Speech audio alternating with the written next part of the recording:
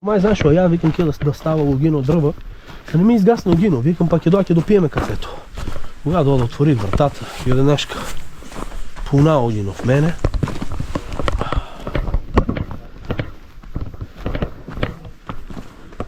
Па се наоѓаме во Чифлик каде се случи немил настан пожар во домот на Мирче Георгиев, така ли? Да. Што се случи, што ти биде потребно сега? Па ќе ми биде потребно мала помош, кој колку може, што може, како може. Пожар кога настана? Пожарот настана некаде на кај 6:30, така нешто беше, 7 сато.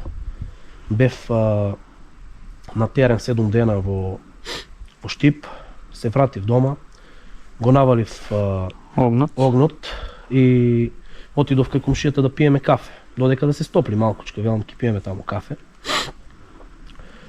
И беше многу топло кај него, излезех малку на терасата и викам мајки ида да става одено дрва да не ми изгасне.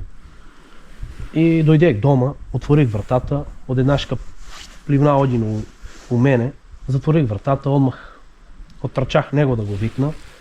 Звониме одмах на пожарната, пожарното брзо стаса, дојдеа другарите, они брзо стаса, помогнаа, изгаснаваме го огно, ама има многу... Сигурно изгоре нешто? Да, штета има. Сега практично треба место за преноќување или? Не, за сега има место за преноќување. Добре, да видиме.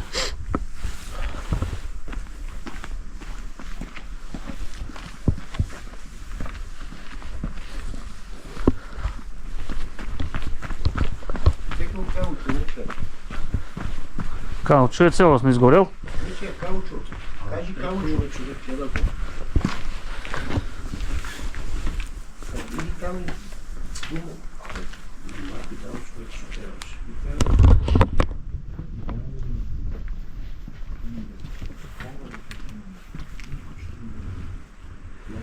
Целиот е изгорен, значи...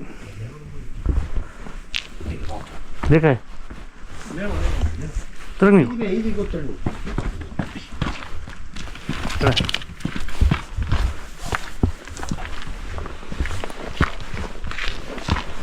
Здраво, дечки. Браво.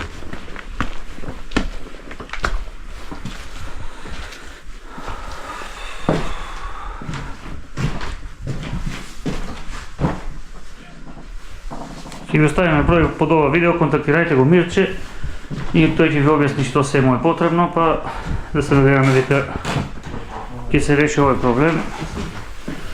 Домот е целосно зачаден од пожарот и ја мислам дека овде нема баш услови Мирче како што вика да помине оваа вечер и наредните неколку, затоа да му помогнеме на апелоте.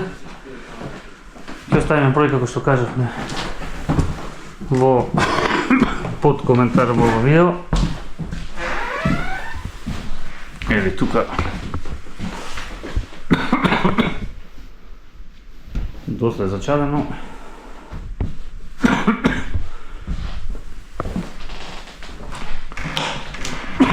Се време дека овој апел ќе го слушнат умни граѓани.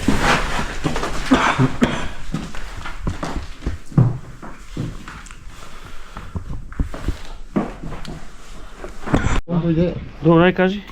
И па глеса, ние пиеме кафе и он дојде таму, ние се загнаваме, дојдеме тука да видиме. Кога дојдеме се беше упламен, учат. Беше му водата помрзнала и он дојде од кај мене да земе кофите, вода донесе. Он звони на пожарното. Додека звони, ние изгасиме, ама беше чат голем. Да, очадено и нема тешко да се... Да, па ако може нешто да се донира, нешто помош. За кај мен ќе спие, не е проблем.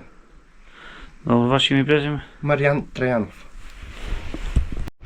Ако може нешто да му се донира, нешто... Може по-опасно да биде. Даските се забореди. Може по-опасно.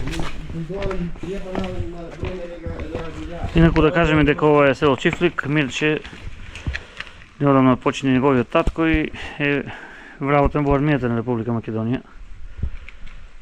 Работливо дете, но затоа треба хуманите граѓани кој колку може да помогне да го побара на телефонски број во коментар. Па да се надеваме дека бргу ќе го преброди ова, имајќи предвид дека времето е студено, треба сите да делуваме што побргу.